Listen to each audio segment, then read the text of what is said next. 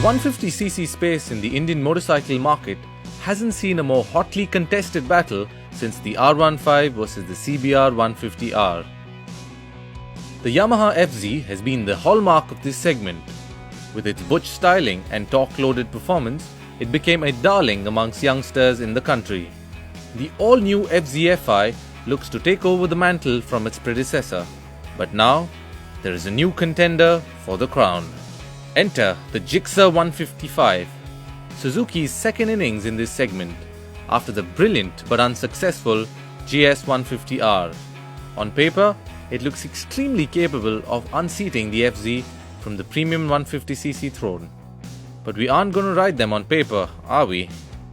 We put these two new motorcycles through their paces on the roads in and around Chennai and see how they stack up. Although the 𝐺𝑖𝑥𝑥ER styling was based on the bigger GSX series bikes, it looks very similar to the FZ when seen from a distance, especially in black.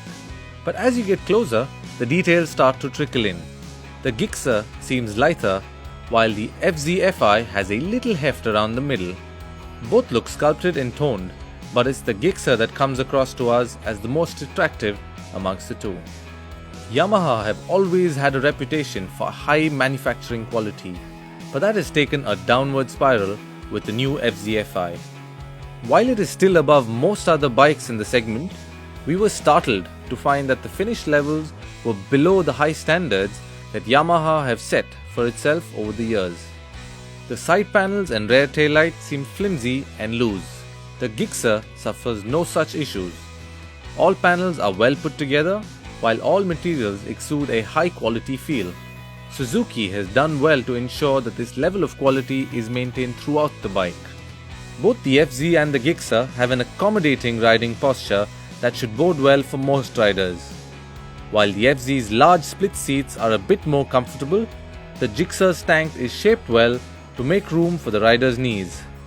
Both bikes offer a similar level of pillion comfort, but the FZ scores slightly more in this department thanks to its larger pillion seat. It has been neck to neck until now, but it is in the performance section where the 𝐺𝑖𝑥𝑥ER will leave the FZ-FI in the dust. The FZ-FI comes with a new 149cc engine, which employs fuel injection, producing 12.8 bhp and 12.5 Nm of torque, lower than its predecessor's 153cc engine. In contrast, the 𝐺𝑖𝑥𝑥ER gets a 155cc unit that's carbureted, developing 14.6 bhp and 14 Nm of torque. The fuel injection has given the FZ-FI smoothness and an instantaneous throttle response that the 𝐺𝑖𝑥𝑥ER can't match. But when you twist open the throttle, it is the Suzuki that jolts forward.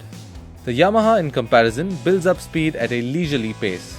As the revs pile up, the FZ maintains the same level of thrust, whereas the 𝐺𝑖𝑥𝑥ER hits its peak torque and zips forward.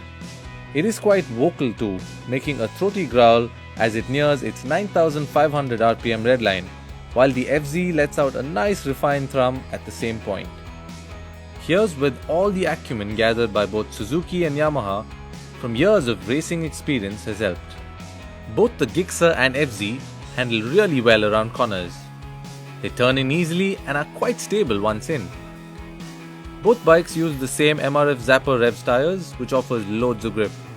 In terms of city maneuverability, the FZ trumps the 𝐺𝑖𝑥𝑥ER thanks to its low steering weight and smaller turning radius, which makes it easy to skim through gaps in traffic. Doing the same on the 𝐺𝑖𝑥𝑥ER takes a little more effort, given its slightly restricted steering movement. Both the FZ and the 𝐺𝑖𝑥𝑥ER have a similar suspension setup, with beefy telescopic forks up front and monoshock at the rear.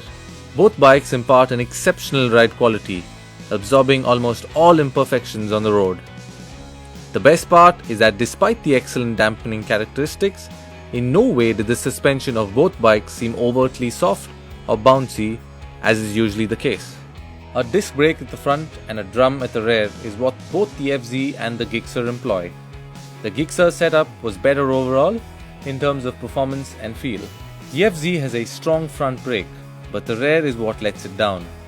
In our braking tests, the FZ-FI came from 50 km/h to standstill in 11.14 meters, whereas the 𝐺𝑖𝑥𝑥ER did the same in 9.25 meters.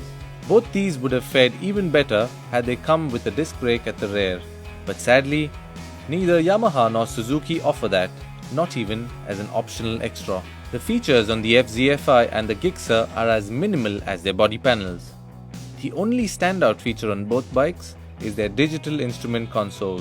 The FZ comes with a smart-looking rectangular orange backlit LCD display unit that has the usual set of features, but now includes an eco indicator light which flashes green when you're riding sedately in a fuel-conserving manner. The 𝐺𝑖𝑥𝑥𝑒𝑟 also gets a similar rectangular orange backlit display. Apart from the usual tachometer and telltale lights, it has a gear indicator that tells you which gear you are in, along with a gear shift light that blinks when it hits a certain RPM point, which can be adjusted according to rider preference.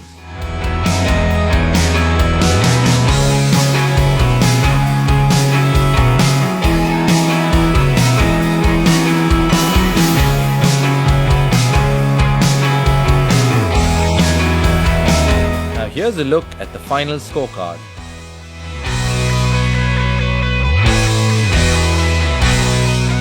Both the Suzuki 𝐺𝑖𝑥𝑥𝑒𝑟 and the Yamaha FZFI are talented bikes. They have the same agenda, but take completely different routes to achieve it. While the 𝐺𝑖𝑥𝑥𝑒𝑟 offers oodles of performance, the FZFI is focused on delivering a smooth, comfortable and efficient ride for the consumer.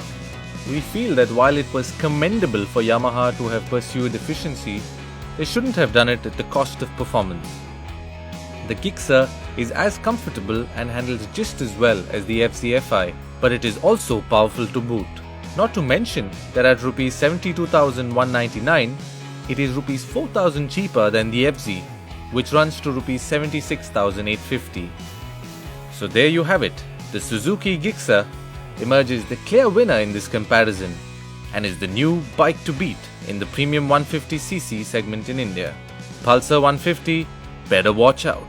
Thank you for tuning in. Subscribe to our channel and visit us at choosemybike.in for more.